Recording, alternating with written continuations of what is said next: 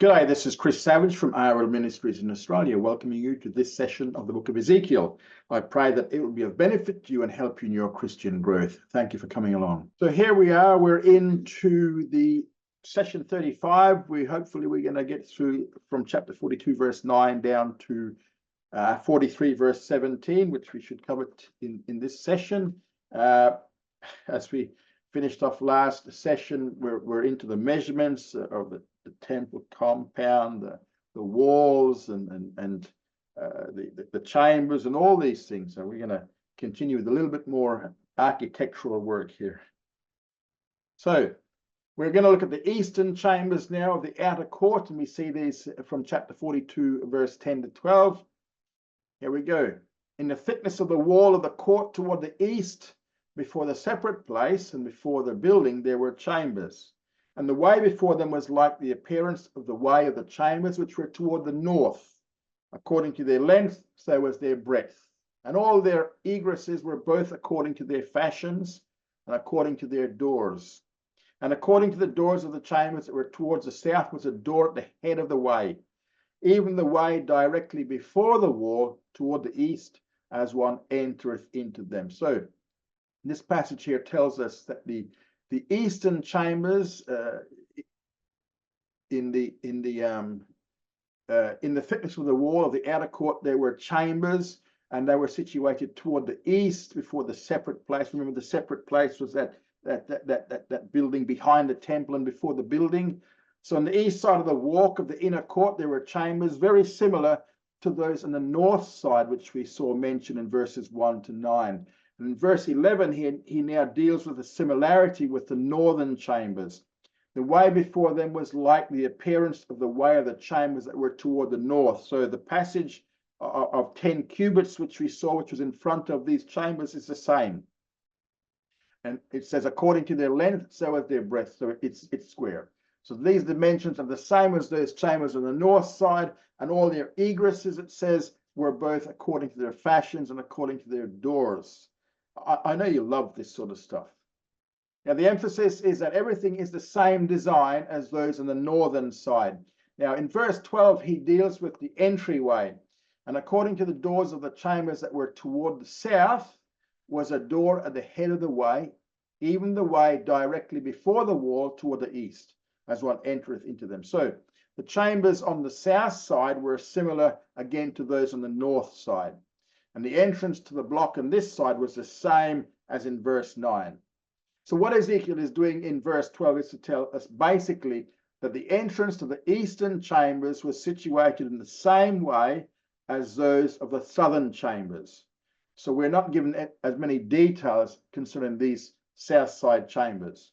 He simply tells us here that there were these chambers located there, and they were the same in almost every detail as those on the east and north sides. He then makes a point about the entryway to the eastern side chambers being in accordance with the one into the southern side chambers rather than to the northern ones. Now, what's the purpose of the chambers? Well, then he said unto me, the north chambers and the south chambers, which are before the separate place, they are the holy chambers, where the priests that are near unto Jehovah shall eat the most holy things. There shall they lay the most holy things, and the meal offering, and the sin offering, and the trespass offering, for the place is holy.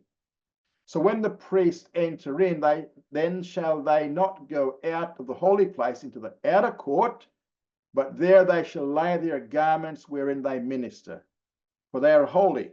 It's the garments.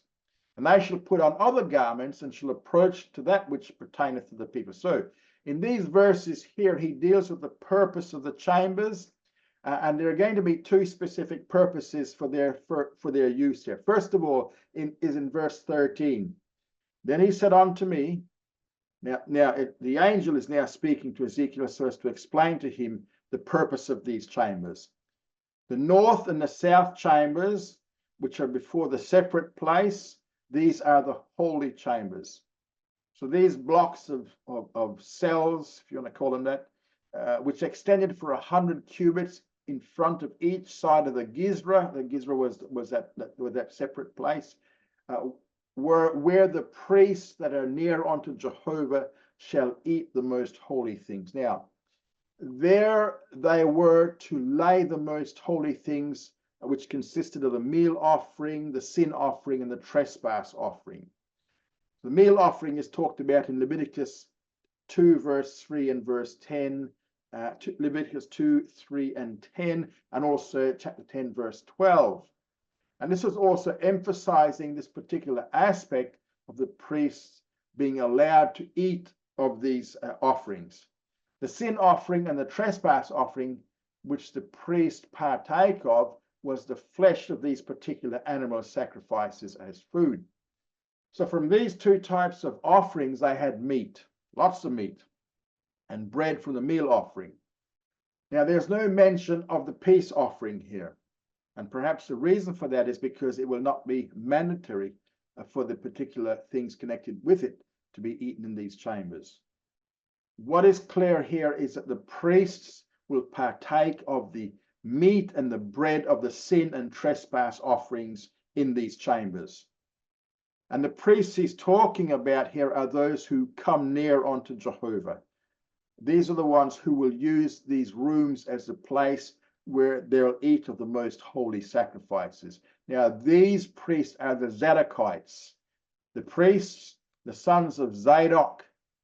And then Ezekiel gives the reason, because for the place is holy. It's a holy place. So the first purpose of these rooms is so that these Zadokite priests can partake of the most holy things offered in the sacrifices in them. Exactly where their chambers are located can be determined from the diagram of the temple complex. Now, which you can look back at. In verse 14, we're told about the second purpose of the chambers, and it is to keep the sacred vestments in them, their priestly garb. So after the priests have now put them off before going out into the outer court.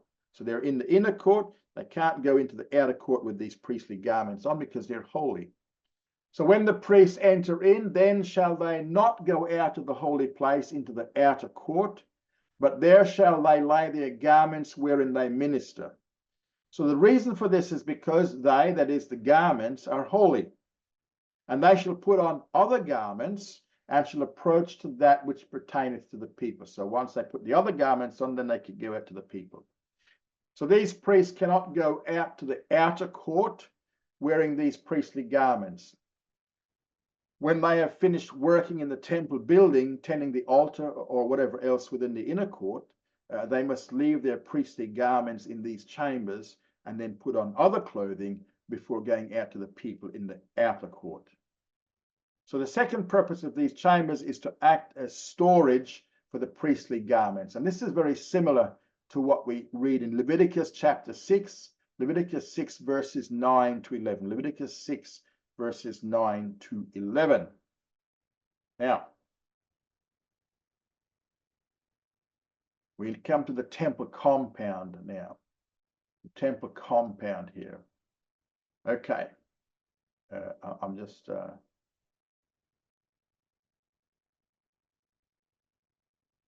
Okay.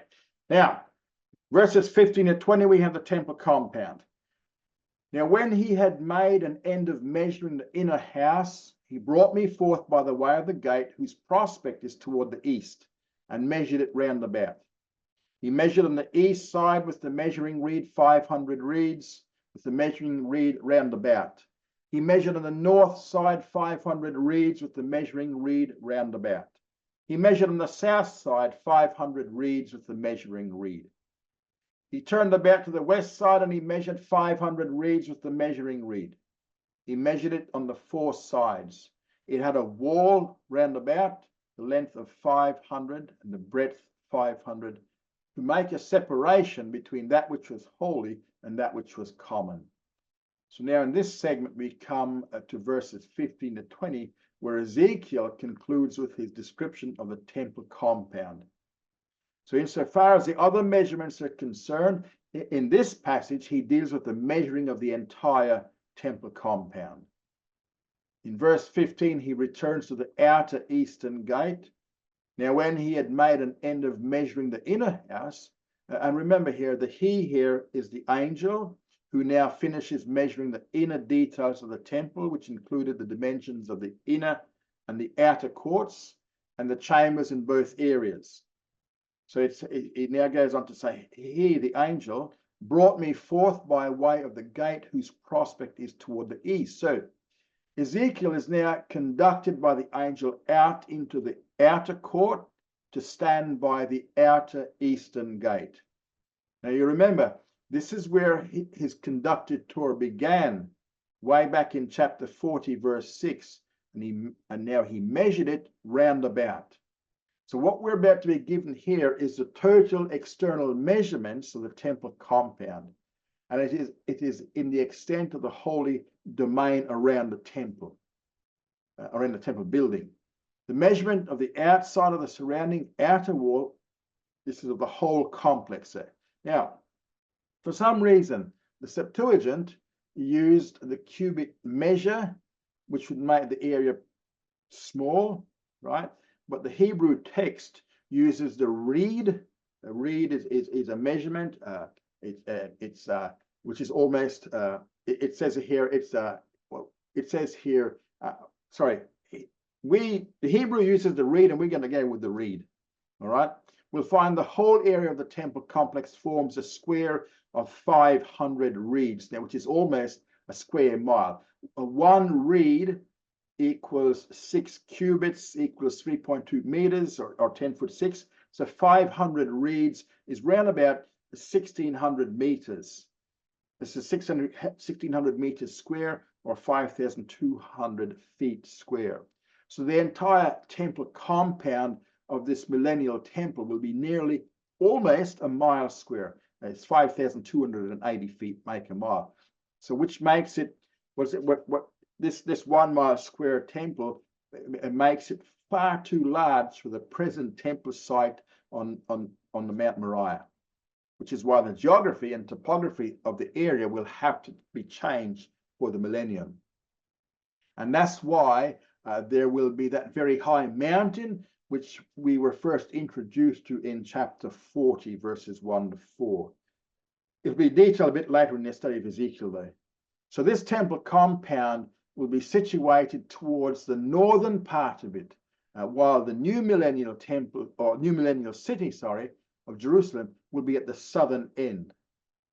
So what we have here is the fourth of the 4 Jewish temples of Scripture. And this one is the largest of them all by far. It's almost 1,600 meters square. Now, in verse 16, he measured on the east side with the measuring reed 500 reeds, again equivalent to 5,200 feet or 1,575 meters, 1,600 meters roughly. And remember, 1 mile, as I said, is 5,280 feet, so it's 80 feet short of a mile in length. And he was using the measuring reed roundabout. And then in verse 17, the northern wall, he measured on the north side 500 reeds with the measuring reed roundabout. Again, roughly 1,600 meters in length. In verse 18, southern outer wall, he measured on the south side 500 reeds with the measuring reed again, 1,600 meters or 5,200 feet. It's a big temple compound. And then in verse 19 was the western wall. He said he turned about to the west side and measured 500 reeds with the measuring reed, again 1,600 meters roughly, 5,200 feet when he measured it. First part of verse 20, he gives us the total. He measured it on the 4 sides. It had a wall round about, and this was the outer wall of the temple compound. Again, it's 500 by 500. So, 5,200 by 5,200, 1,600 by 1,600 meters. Now, second part of verse 20, we're given the purpose of the outer wall. It's to make a separation between that which was holy and that which was common or secular. So even in the Messianic kingdom now, there'll be this wall around the millennial temple, both symbolizing and emphasizing the separation between that which is holy and that which is common or secular. Now, we come to the return of the Shekinah glory. And we see this in verses 1 to 12 of chapter 43. And we see the return in verses 1 to 5. Afterward, he brought me to the gate, even the gate that looketh toward the east. And behold, the glory of the God of Israel came from the way of the east. And his voice was like the sound of many waters, and the earth shined with his glory. And it was according to the appearance of the vision which I saw, even according to the vision that I saw when I came to destroy the city. And the visions were like the vision that I saw by the river Chebar, and I fell upon my face. And the glory of Jehovah came into the house by way of the gate whose prospect is toward the east. And the Spirit took me up and brought me into the inner court, and behold, the glory of Jehovah filled the house. Now, Ezekiel was the prophet who told us about the departure of the Shekinah glory right back in chapters 8 to 11. Now in chapter 43, verses 1 to 12, he describes its return. And these first 5 verses deal with the actual return itself. And in verse 1, Ezekiel is once again at the east gate. It says, afterward, he brought me to the gate that looketh toward the east. So this is the outer east gate. He was brought to this gate back in chapter 42, verse 15, but he had then followed the angel as he circled around the outer wall, measuring along its entire length on all 4 sides. Now they've come a whole full circle back to the eastern gate again, right around outside right around the outside of the entire temple compound, which we saw in 42, 16 to 19. And Ezekiel is once more brought to this eastern gate. In verse 2 comes the Shekinah glory. And behold, the glory of the God of Israel came from the way of the east, and his voice was like the voice of many waters. And this is the same as it was back in chapter 1, verse 24. And the earth shined with his glory. So now the Shekinah glory returns to Israel from the same direction from which it had earlier departed, as we saw in chapter 10, verse 19, and chapter 11, verse 23. So the return of the Shekinah glory is for the purpose of now authenticating the millennial temple. The Shekinah glory entered into the tabernacle to authenticate it right back in Exodus chapter 40, verses 34 to 35.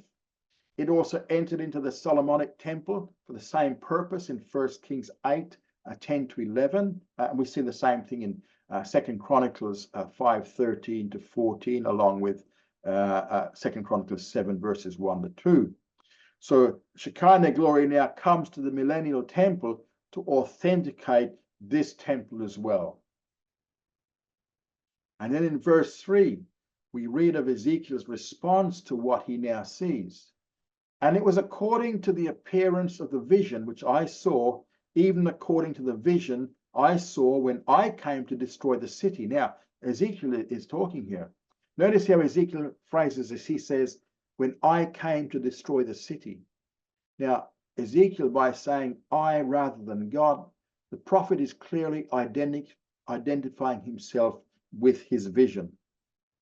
And the time when he came to destroy the city, when he saw the vision of the Shekinah earlier, was given in chapters 8, verses 2 to 4, chapter 8, 2 to 4, and chapter 9, verses 1 to 11. And he says here, the visions were like the vision that I saw by the river Chebar. So he's reminding us that he had seen a similar vision earlier when he was by the river Chebar. And he recorded that in chapters 1, verses 3 to 28, chapter 3, verse 22 to 23. And he also mentioned it again in chapter 10, verses 20 to 22. So Ezekiel's response, as he sees something he recognizes he has seen before, was the same. He says, I fell upon my face. Remember that the Shekinah glory is the visible manifestation of God's presence. So by falling on his face, Ezekiel now pays homage to the presence of God. And then in verse 4, the Shekinah glory now enters into the temple building itself. And the glory of Jehovah came into the house And that's the fact. It entered into the temple. The direction from which it did this was by way of the gate whose prospect is toward the east. So the Shekinah glory now entered into the temple by coming through the outer eastern gate. So that tells us the Shekinah will enter through that gate, coming from the direction in which it departed back in chapter 10 verses 18 to 19. Chapters 10 verses 18 to 19. And in verse 5 we now have the prophetic transport mentioned again. And the Spirit took me up. So up to now it was the angel who had led Ezekiel from one place to the other. But now he's transported by the Holy Spirit and he's brought into the inner court. So from the outer court where he was standing by the outer eastern gate in verse 1, he's now brought into the inner court by the Holy Spirit. And behold, the glory of Jehovah filled the house.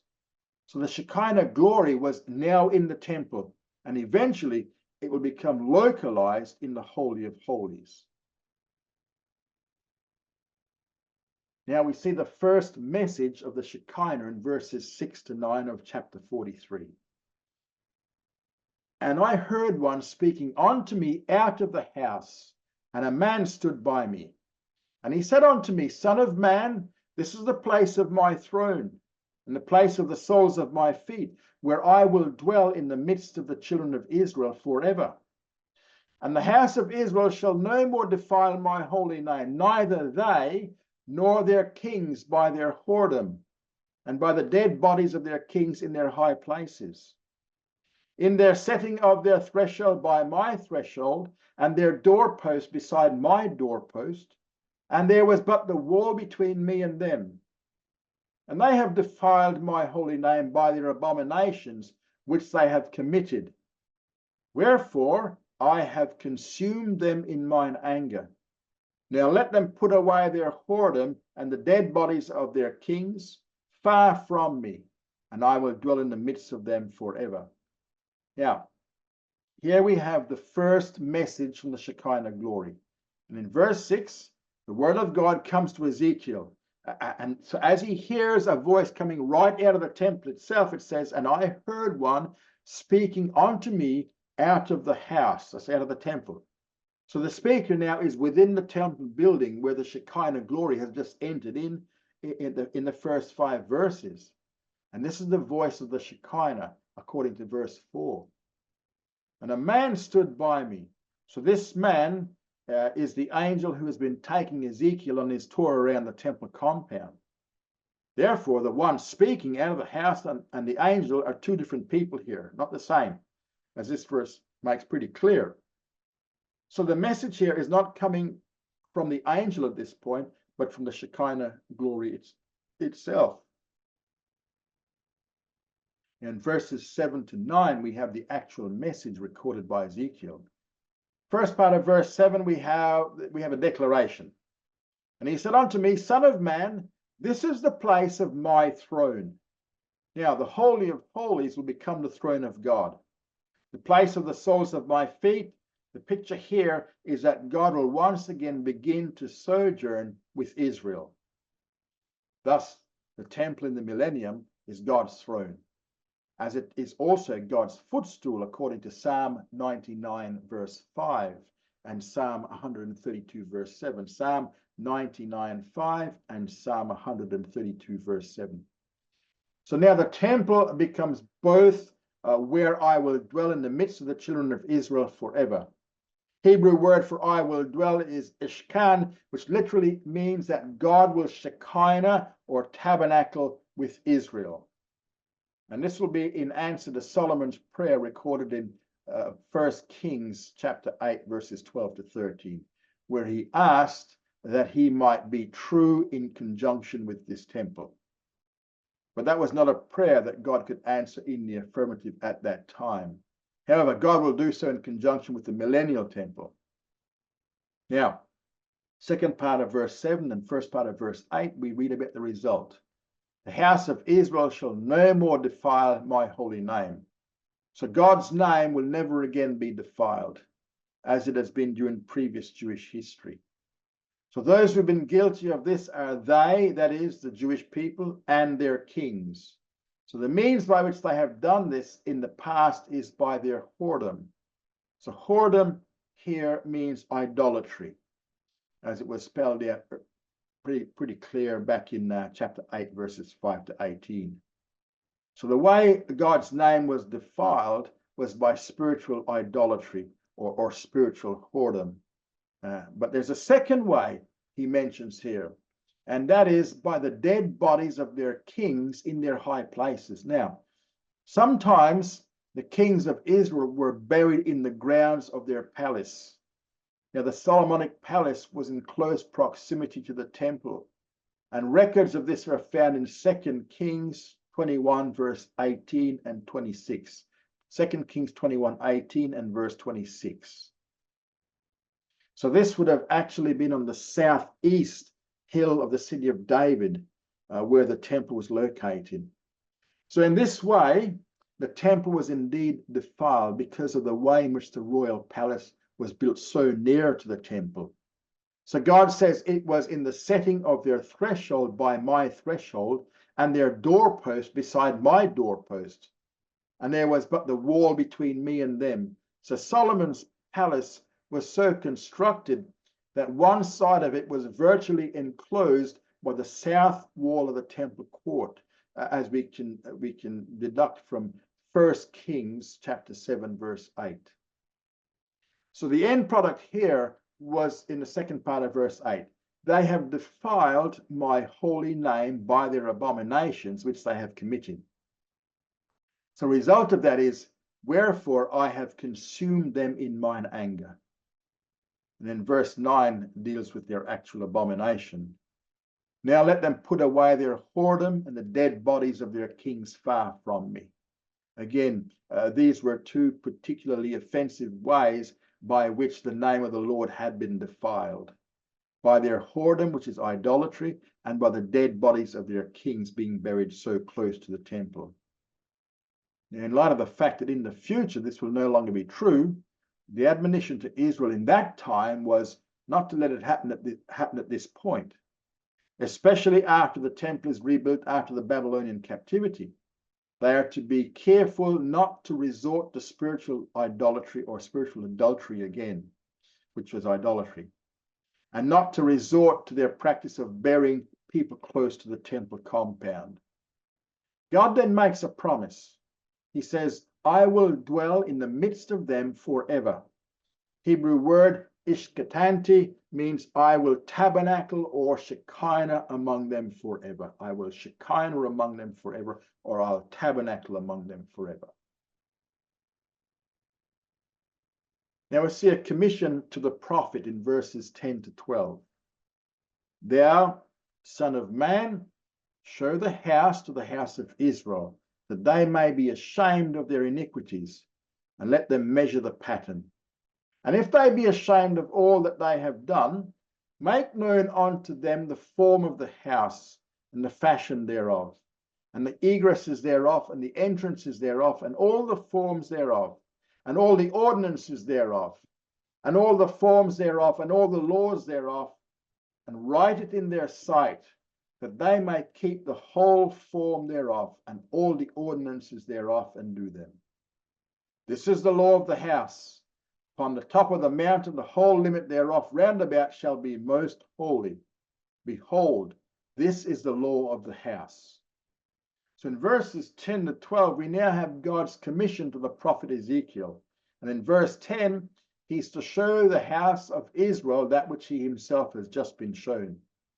Thou son of man, and the admonition is, show the house, that is the millennial temple, to the house of Israel.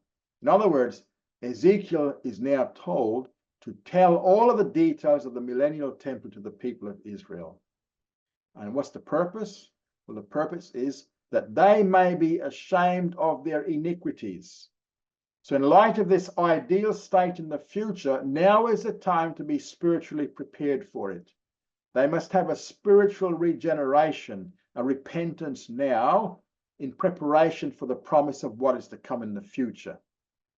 And the lesson is, let them measure the pattern. What does that mean? It means that they're to pay close attention to all the minute details and exact measurements. And then in verse 11, how will Israel respond? Will they be ashamed of all that they have done?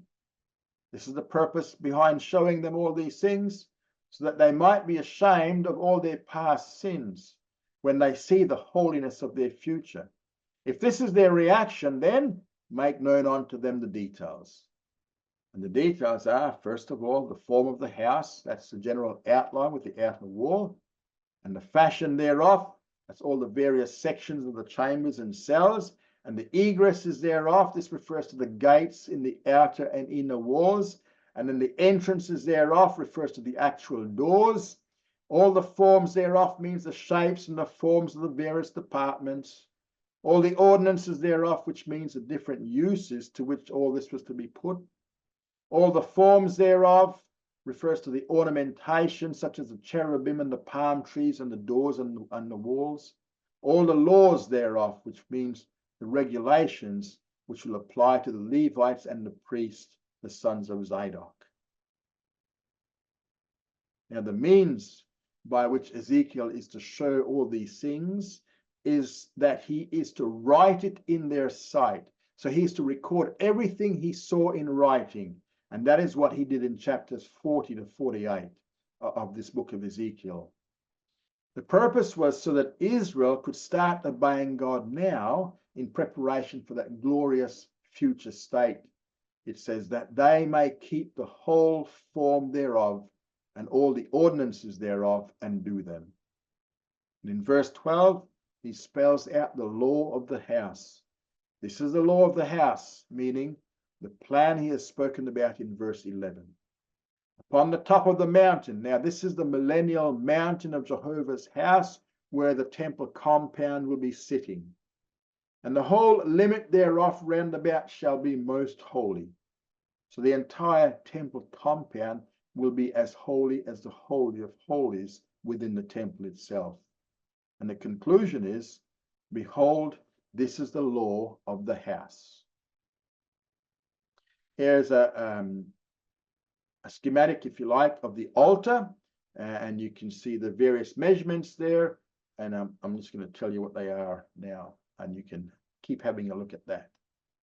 Okay, now we come to the altar of sacrifice, which goes from 43 verse 13 to 27. We're just going to do down to verse 17, and this is the design and the measurements. And these are the measures of the altar by cubits. Cubit is a cubit and a handbreadth, so it's a temple cubit. The bottom shall be a cubit, and the breadth a cubit, and the border thereof by the edge thereof round about a span. And this shall be the base of the altar. And from the bottom upon the ground to the lower edge shall be 2 cubits, and the breadth 1 cubit. And from the lesser ledge to the greater ledge shall be 4 cubits, and the breadth a cubit. And the upper altar shall be 4 cubits, and from the altar hearth and upward there shall be 4 horns. And the altar hearth shall be 12 cubits long by 12 broad, square in the 4 sides thereof. And the ledge shall be 14 cubits long by 14 broad in the 4 sides thereof. And the border about it shall be half a cubit. And the bottom thereof shall be a cubit round about. And the steps thereof shall look toward the east. Now here in verses 13 to 27, we have the altar of sacrifice, with verses 13 to 17 dealing with the design and the dimensions. And you can follow along with that image or that diagram. So, first part of verse 13 spells out what measuring system is used. These are the measures of the altar by cubits. And what type of cubit is being used here? Well, it says the cubit is a cubit and a handbreadth. So we're using the temple cubit of 6 handbreadths, or roughly 0.53 of a meter, or 21 inches, rather than the regular cubit, which is only 19 inches. It was 5 or 18 inches. It was 5 handbreadths and 18 inches. So this system is the same measuring system as for the rest of the temple measurements. It uses the temple cubit, which was longer than the normal cubit. And in the second part of verse 13, he begins with the bottom section of the altar. The bottom shall be a cubit. It's 21 inches, or 1 foot 9 if you like, or 0.53 meters. In Hebrew, the word here bottom is chow, if you like, CHOWQ, which literally means bosom. Now, that could possibly refer to a channel which we use to carry off the blood, but it could also be very well means that the platform or the base was dug out a bit so that the altar sits as if it was resting on a bosom. Again, the breadth is a cubit, and the border thereof by the edge thereof round about a span. A span is equal to 10.5 inches. Again, it's half a cubit. This will be the base of the altar. And then in verses 14 to the first part of 15, he deals with the 3 sections of the altar itself, which sits on top of the actual base. So again, the diagram will help to explain what we're talking about here. First part of verse 14 deals with the lower section of the altar. It says, and from the bottom upon the ground to the lower ledge shall be 2 cubits. That's 3 foot 6. 2 cubits, and 2 cubits is what? 1.07 meters. And the breadth, 1 cubit, half a meter. This lower section is to be 2 cubits high, and the indentation around the edge will be 1 cubit. And the second part of verse 14 deals with the middle section of the altar. From the lower ledge to the greater ledge shall be 4 cubits, and the breadth a cubit. So this middle section is to be 4 cubits high, and the indentation around the edge will be 1 cubit. Then the first part of verse 15 gives us the top section. It says the upper altar shall be 4 cubits, 7 feet. 4 cubits is what's that? About 2.14 meters, something like that. The Hebrew for upper altar here is Har El, which means the mountain of God. The mountain of God. Oh yeah, it's there on the screen. That's what the top is viewed as. It's viewed as God's mountain because the actual sacrifices will now be offered on the surface of the altar at this point in the top. On top of this upper surface, the sacrifices will be burned, and so it is called Har El, the mountain of God.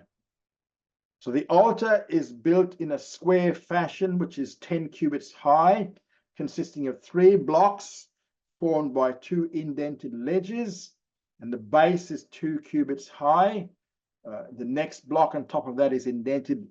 It comes in 1 cubit on each side and 4 cubits high. The next block above that is also indented 1 cubit each side, so it's like you're walking. It's stepping up all the way, and it's 4 cubits high. The third block is also indented 1 cubit on each side, and it too is 4 cubits high. So in second part of verse 15 to 16, he deals with the altar hearth. First, we have its construction. From the altar hearth upward, there shall be 4 horns. Hebrew word for altar hearth here is Ariel, which also means the lion of God. So here it means a burning altar hearth.